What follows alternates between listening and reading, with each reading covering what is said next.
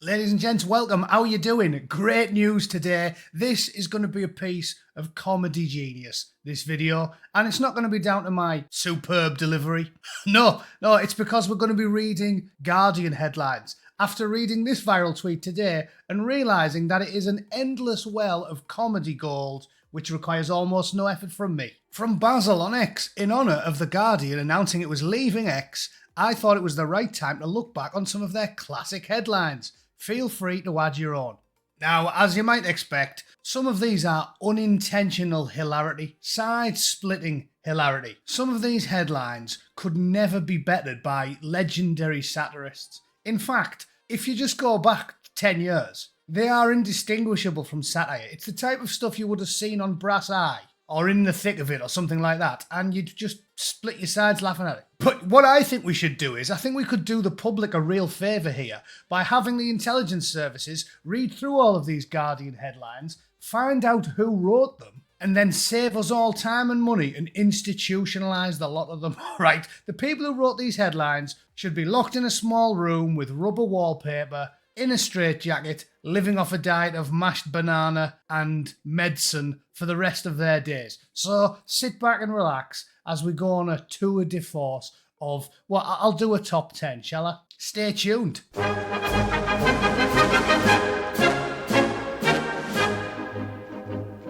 Okay, let's get into it. What have we got first?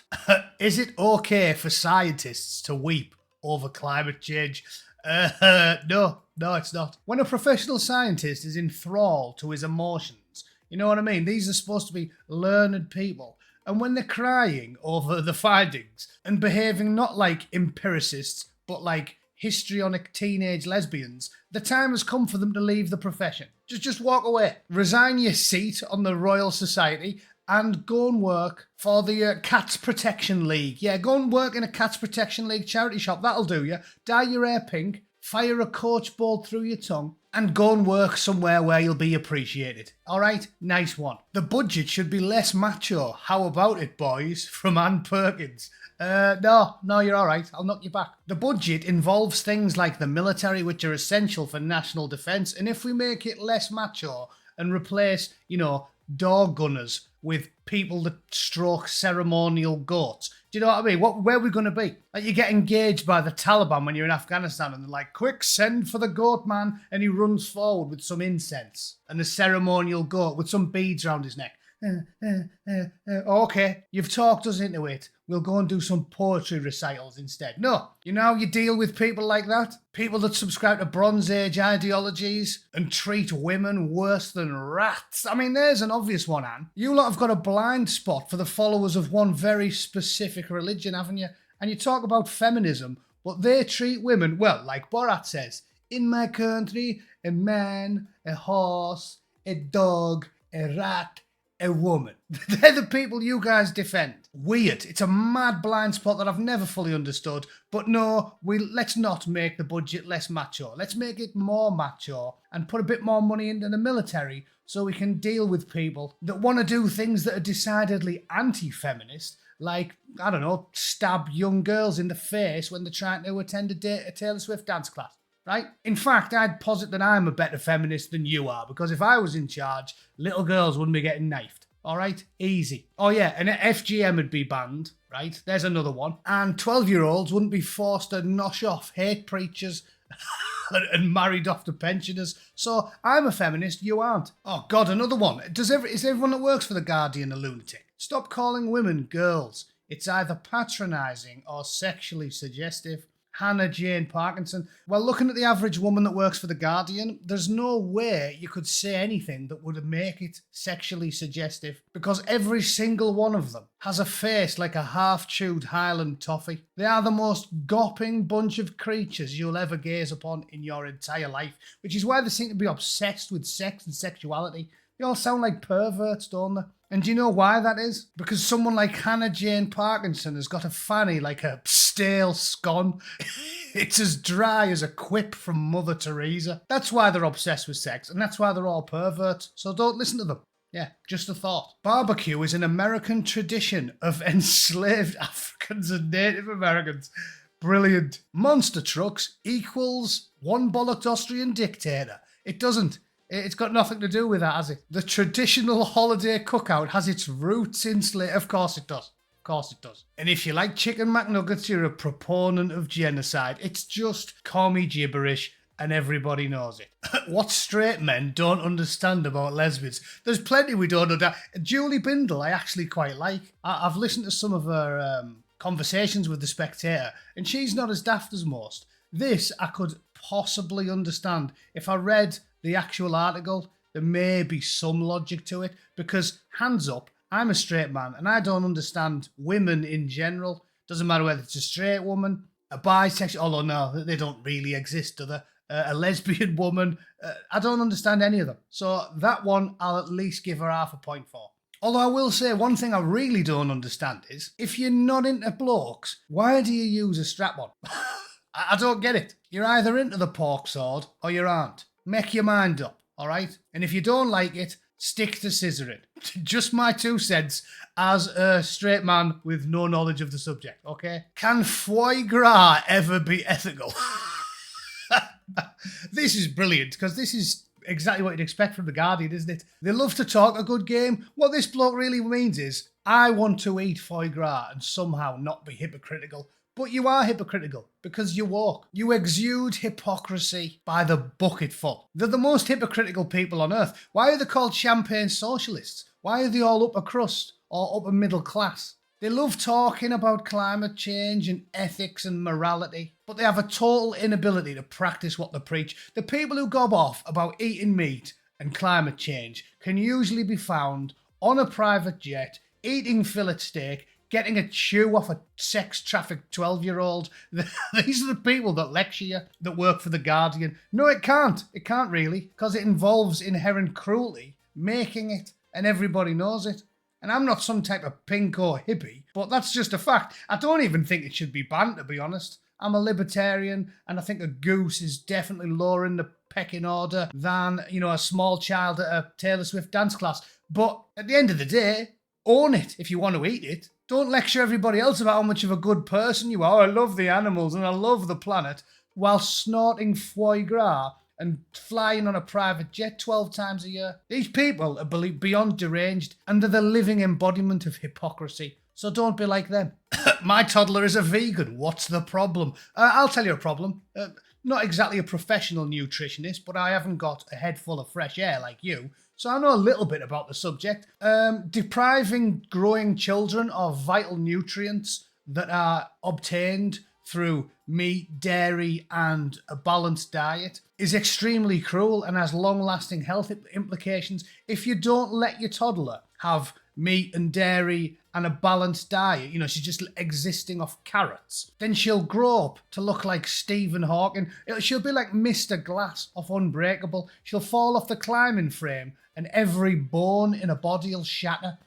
That's the problem with forcing your ignorant, stupid, idealistic, infantile beliefs on children. In fact, let the toddler write the story, Sarah, because she'd talk more sense than you, wouldn't she? Help, is my quinoa, or is it quinoa, I don't even know. Is it killing the planet? From almond milk to cauliflower pizza base, not a week goes by without another health food fad. Could Deborah Coughlin find a guilt-free 21st century diet? Yeah, fresh air and Tic Tacs, love. Live off them. Do that for a couple of years and then get back to me. All right? Good luck. Cheers.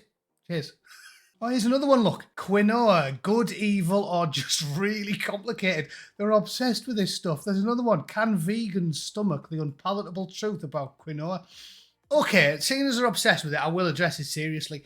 I'm assuming that there's some problem with it because it uses a lot of water to make it or what have you, so they think it's bad for the environment. Everything's bad for the environment. Just accept it. That's a good point that I've made in some of my climate change video where I've crunched the numbers. Things like almonds and avocados are much worse for the environment than cows because of the amount of effort and resources and water and care it needs to cultivate those crops. And one cow provides enough fat and protein to feed 50 people for like a month or something if you really go for it. So it's a false economy. You're beating yourself up over nothing. Just get on with your life. This is why you're all mentally ill, because you're sitting there condemning yourself for normalcy. There's nothing wrong with eating.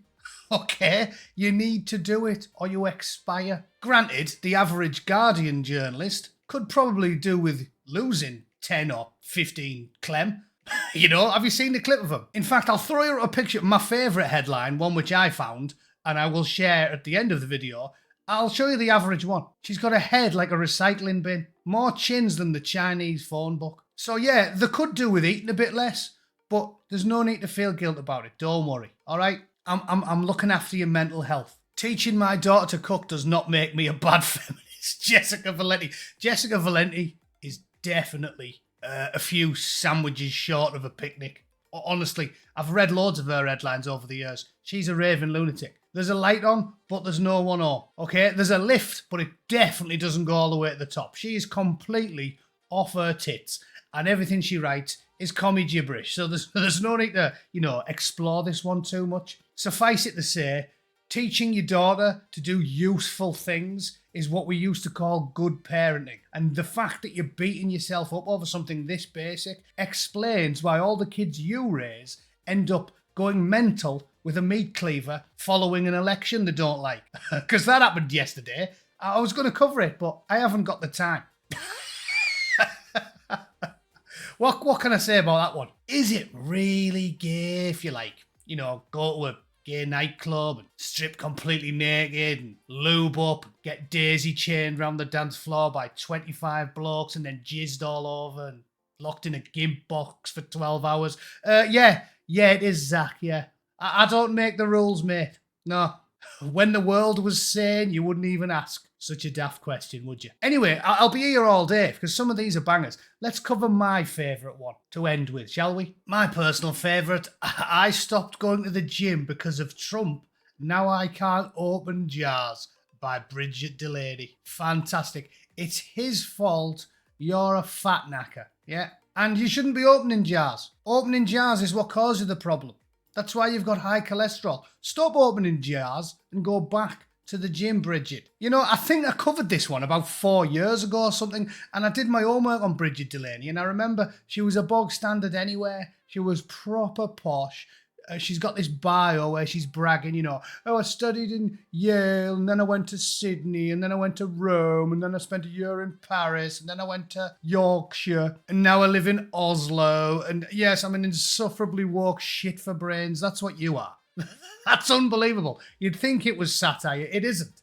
The Guardian is ran by raving lunatics. To sum up, it's mind-blowing, and it's proving every one of us, people like us, normal people, it's proving us right, because they only want to exist in an echo chamber. Trump has just won a massive victory, and he even won the popular vote, and the response of what is supposed to be journalists is to spit the dummy out and leave the platform. A free speech platform that lets The Guardian and the BBC and the Huffington Post and everybody else post all of the woke shite that they want. What are they protesting? It's lunacy to me. You didn't see all the right-wing platforms quitting Twitter and Facebook when they were aggressively left-wing. They've got all of Silicon Valley. They've got all of the mainstream media. They've got Facebook, Google, YouTube, Instagram, Pinterest, BBC, Channel 4, CNN, Guardian, Independent, all the radio, all the TV networks. And when we have one who says, I'm not going to censor you, I'm just going to let everybody talk, they spit the dummy out and say, oh no, we can't have that. Oh, we can't have equality. We can't have both people giving you the opinion. We only allow platforms that just magnify all of us and aggressively ban and silence normies. I've got about 5 years content in cyberspace now, and I've been banned about 8 times. They were loving it when they were stomping on people's windpipes, but the second Elon makes things a level playing field, again, level playing field, he's not stomping on the left. They can't handle it. So they never were journalists. They never were journalists. They were rank propagandists, liars and hypocrites. That's what they were, and they've just showed the two true colours. So cheers, thanks for that. You make my life easier. Oh yeah, and that reminds me, just to finish, here's Biden and Trump yesterday. Loads of photos of them floating around looking very pally. So you know what that means? That means either Joe Biden and his family are very happy to laugh and joke and be friendly with a racist mass murderer who's going to put people in a firing squad and sick the National Guard on everyone and put people in death camps and send all the women to breeding pens and all the other mad shit that these types of people, The Guardian and the BBC and all the mainstream left, spread for years and years. So either Joe Biden is cool with all that, or none of them believed any of it in the first place. Weird that, isn't it? All little girls off The View are still here. Joe's laughing and yucking it up with Mr. Trump. They're not fleeing the nation hurriedly with the bags because they know they're going to get rounded up and sent to a death camp. Liz Cheney's still here. Didn't he say he was going to put Liz Cheney in front of a firing squad? Remember that? They spread that for like a month. Weird. It's almost like these journalists tell blatant lies constantly and they know that you know they're lying and they don't care because they know they've got state-funded actors like the BBC and the Canadian equivalent and MSNBC and CNN. It's almost like they've got all of them covering for them. And when they had Jack Doorstop and Mark Zuckertwat and my nemesis Suza and all the rest of them doing it, they thought they could do it with impunity because they thought you were too stupid to put a tiny bit of effort in and actually dig into this stuff yourself. Well, it's great to have lived long enough to see them proved wrong, and that's why I've been tent pegging my shorts for the last week. Fantastic. So anyway, that's the end of the video. If you have any fantastic Guardian headlines that I missed, please send me them in the chat, and I will, of course, cover them next live stream, because I can't get enough of them. I can't get enough of premium, unleaded, A-grade autism from the collection of gibbering simpletons that work for possibly the world's worst newspaper. All right, that's me for the day. Thanks for tuning in, ladies and gents. I'll see you all tomorrow. Toodle pip. Cheers.